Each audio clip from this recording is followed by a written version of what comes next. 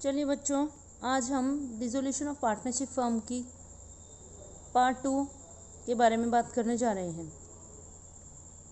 ये बच्चों जो बैलेंस शीट आपको नज़र आ रही है, ये कल वाली वीडियो में भी आपको नज़र आ रही होगी। ये दोबारा से मैंने क्यों दिखाई, क्योंकि मैंने आपको कहा था कि सबसे पहला स्टेप होता है कि हमें ये बैलेंस शीट को कि जितने भी टर्म्स हैं उन्हें ट्रांसफ़र करना है। तो इसमें से कल वाली वीडियो में मैंने आपसे कैटेगरी 1 और कैटेगरी 1 की बात करी थी। इसे कहाँ ट्रांसफ़र करना है, इसे रियलाइजेशन में ट्रांसफ़र करना है।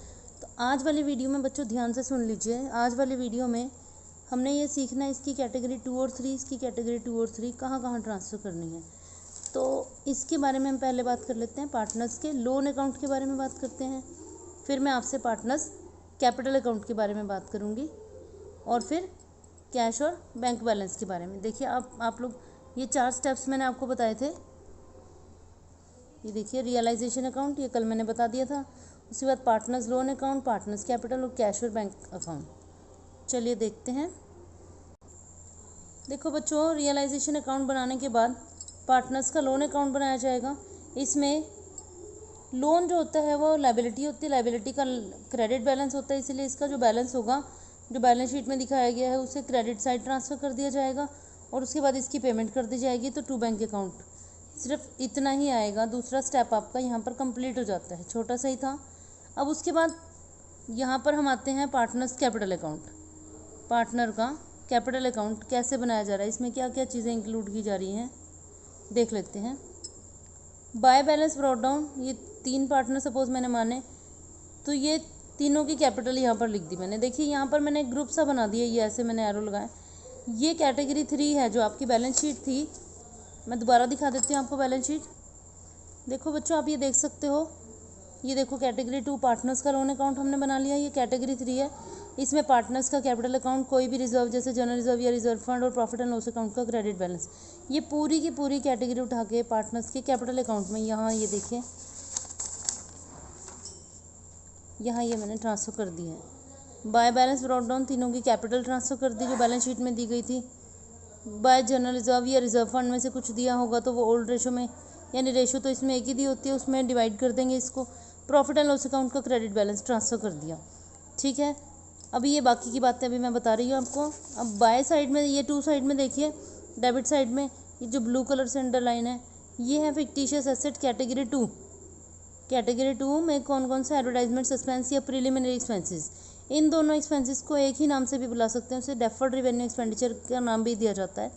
ये होगी आपकी बैलेंस शीट की कैटेगरी 2। मैं आपको दोबारा से बैलेंस शीट दिखा देती हूँ। ये देखिए, एसेट साइड की कैटेगरी 2 वहाँ चली गई। अब मैं एक बार दोबारा से ओवरव्यू आपको दे रही हूँ। बैलेंस शीट में जो कैटेगरी 1 और 1 था, ये रियलाइजेशन में चली गई। मतलब मैंने आपको बताया कि मेन मकसद है कि बैलेंस शीट आपकी खाली हो जानी चाहिए, तो इसमें से ये 2 चीज़ें हमने उठा के कहाँ रख दी, रियलाइजेशन में। ठीक है, पार्टनर्स का लोन चला गया पार्टनर्स के लोन अकाउंट में।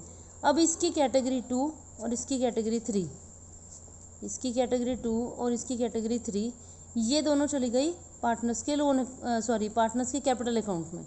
अब बची इसकी कैटेगरी 3, देखिए ना, ये हमारी हो गई, ये हो गई, ये भी हो गई, मैंने कहा ये, और ये भी हमारी पार्टनर्स के कैपिटल अकाउंट में चली गई। बची ये जाएगी हमारे लास्ट स्टेप में, जो हमारा ये लास्ट स्टेप था कैश या बैंक अकाउंट, वहाँ जाएगा कैश या बैंक का बैलेंस, नाम से ही पता चल रहा है। तो चले आगे। तो देखो बच्चों, अभी आपने देखा ना, वहाँ से मैं कैटेगरी 3 उठा के यहाँ ले आई हूँ पार्टनर्स के कैपिटल अकाउंट में क्रेडिट साइड, क्योंकि कैपिटल क्रेडिट साइड जाएगी तो उसके साथ वाला पूरा जो उसका ग्रुप का साथ सब कुछ वो क्रेडिट साइड जाएगा। और एसेट्स 2 में आ गई आपकी, ये advertisement, suspense, preliminary expenses, deferred expenditure, ये सारा 2 में आ गया। अब जो ये अंडरलाइन हो चुका है ये आपको समझ में आ गया। इसके अलावा ये सब क्या है, ये देखो, बाय रियलाइजेशन अकाउंट, अगर किसी पार्टनर ने कोई लायबिलिटी टेक ओवर करी है, आपको क्वेश्चन में ही दिया होगा एडजस्टमेंट्स में नीचे, मैंने माना है यहाँ पर कि बी ने ली है कोई लायबिलिटी, तो वो बी के खाने में आ जाएगी। बी के ये इसमें अमाउंट में आप लिख देंगे, बाकी ए और सी में डैश आ जाएगा आपका। उसके बाद अगर रियलाइजेशन में अगर प्रॉफिट हुआ है तो वो भी तीनों को मिल जाएगा, वो मैंने यहाँ लिख दिया। अगर प्रॉफिट नहीं हुआ तो लॉस हुआ होगा, तो लॉस भी हुआ तो भी तीनों में डिवाइड कर दिया जाएगा उनकी रेशो में। अब देखिए, यहाँ ये मैंने बताया था कि अगर पार्टनर ने लायबिलिटी ली है तो वो बाय में चलेगी क्रेडिट साइड, और अगर एसेट ली है तो वो 2 में आ जाएगी, 2 रियलाइजेशन। आप यहाँ से भी एक चीज़ देख सकते हैं, ये सारी चीज़ें आपकी लायबिलिटी साइड थी ना, तो यहाँ से आप ये याद रखिए कि ये लायबिलिटी वाली चीज़, अगर लायबिलिटी ली है तो ये लायबिलिटी वाली चीज़ यहीं आएगी। यहाँ पे ये सारी चीज़ें एसेट में से ट्रांसफ़र करिए, तो अगर किसी पार्टनर ने एसेट लिया तो वो यहाँ आ जाएगी। किस नाम से? टू रियलाइजेशन, ये बाय रियलाइजेशन के नाम से। ठीक है, तो जिस भी पार्टनर ने लिया, मैंने माना है कि ए ने लिया, तो ए में अमाउंट आ जाएगी, बी और सी में ब्लैंक रहेगा। बस, कुछ भी नहीं, उसके बाद कुछ भी नहीं। एक चीज़ और कि अगर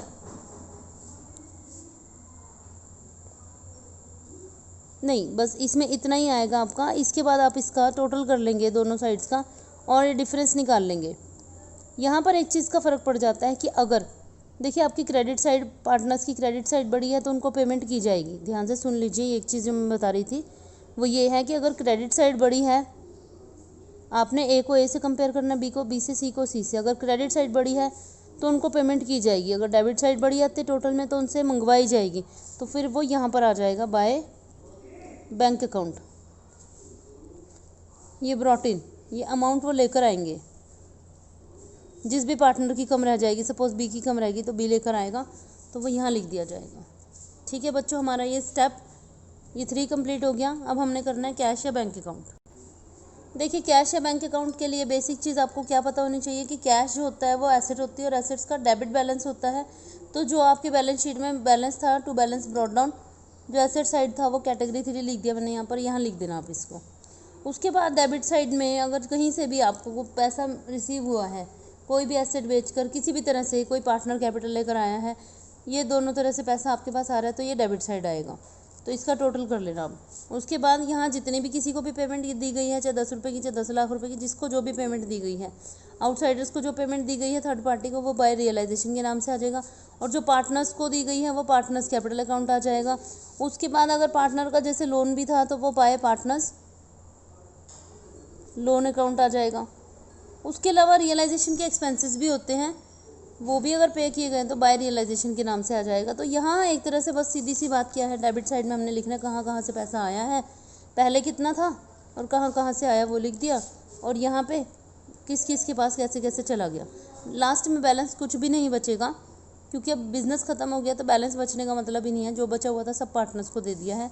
बस एक शर्त है कि लास्ट में अगर आपका क्वेश्चन सही होगा ना, तो पक्का आपका कैश और बैंक का जो ये लास्ट है जो टोटल इनका आपका इक्वल आएगा। और अगर इक्वल नहीं आया तो पक्की बात आपसे कहीं ना कहीं कोई मिस्टेक हुई है, तो आपको दोबारा से क्वेश्चन अपना देखना पड़ेगा। तो बच्चों, आज की वीडियो में इतना ही। मैंने आपको ये स्टेप्स बताए, चारों स्टेप्स हमारे कंप्लीट हो गए हैं। अगले स्टेप में मैं आपको इसकी जर्नल एंट्रीज बताऊँगी, और उससे अगले वीडियो में मैं आपको रियलाइजेशन के एक्सपेंसेस से रिलेटेड एक स्पेशल वीडियो आपको बताऊँगी। ये चीज़ें आप बड़े ध्यान से समझ लीजिए। वीडियो अगर एक बार में समझ नहीं आती तो 2 बार 3 बार सुन सकते हैं आप, पॉज करके भी। ठीक है बच्चों, आप मेरे को कमेंट बॉक्स में ज़रूर से ज़रूर बताना कि आपको ये वीडियो कैसी लगी, और अगर आपको कोई भी बात समझ में नहीं आती है तो आप ज़रूर से ज़रूर मुझे बताएं। Thank you.